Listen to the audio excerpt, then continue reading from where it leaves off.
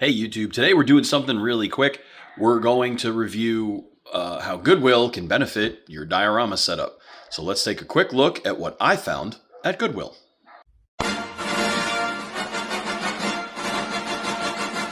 Behold, my stuff.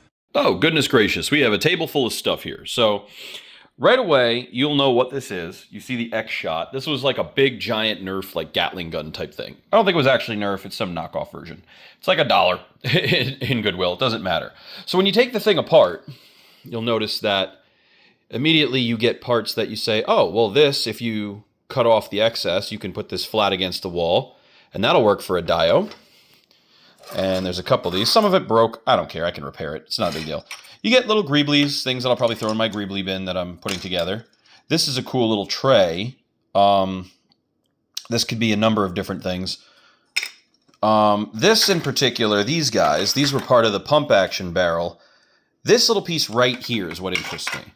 So this little section right here, this is very Alien-esque, so I feel like I can just cut this little section out and use it to line some upper areas in the diorama. I don't know if I can use the rest of it, but this piece in general I definitely like.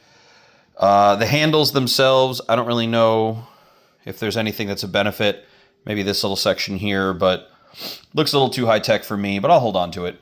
The barrel is funny because if you stand the barrel upright, it does sort of look like a reactor or something. This might go over better in a Star Wars setup or something like that. So I'm going to hold on to this and throw it in my junk bin. We got a tube. Tubes are always useful.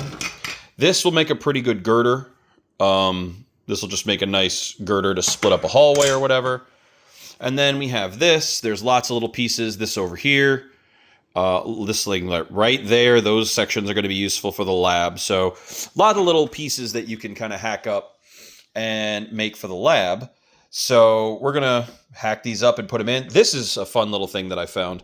This was literally $3, and it was a Grogu. And I snapped the Grogu part off, and what I have is a nice little base that can be used as the base for my table or for a desk or something like that in the diorama. It's vinyl, so I got to be careful how I paint it, but this will work too. So lots of fun stuff that we can use to set dress the laboratory. So let's get to dressing.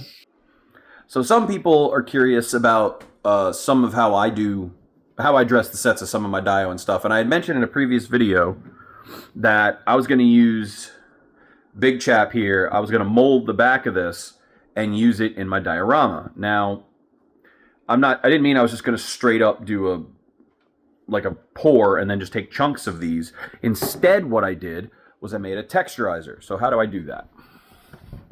So the way you make a texturizer, the way that I like to do it, is you could pour paint silicone on, or you can use silicone putty. I make a pattern on it, just a texture, and I try to have ambiguous endpoints so that I can connect it. And then I go ahead and I put foam clay in it, and I throw it in the freezer, and I let that sit. And when I'm done, I can peel out the foam. It'll be rock hard. Then you go let the foam sit somewhere so that it dries out, and then you can reheat that, apply water, or however you want, apply that over the shape that you're texturizing. In this case, it's going to be spray insulation foam and stuff like that. All right, we pop this out. Now we're just going to peel the texture off. And now you can see we've got alien cocoonal texture things going on, and we can slap that on the dio. So we're going to leave this on a paper towel to dry, and then we can kind of manipulate it and mount it as we see fit. So we can do a bunch of these and then use them as I need. Pretty cool, right?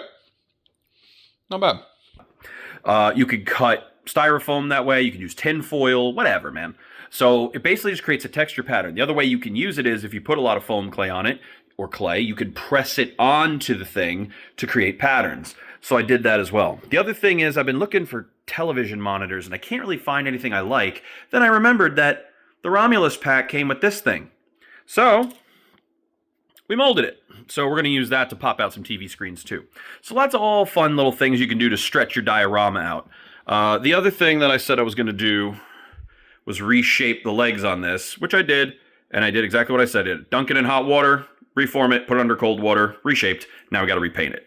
So little updates, little upgrades, little things like that. are all going to contribute to the diorama. So let's see how the lab is shaken up.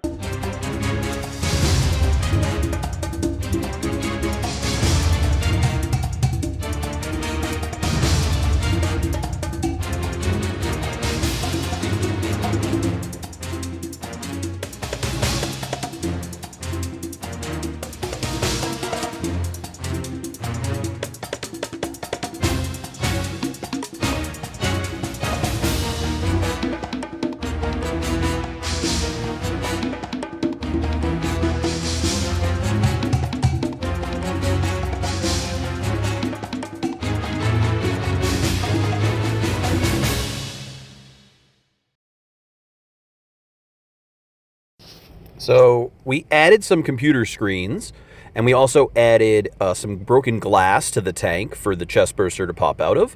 So the keyboard there is actually Stan Lee's chess set from the Avengers first movie. You can see we repainted the face hugger. He's crawling up through the air vent. We're going to open that up a little bit.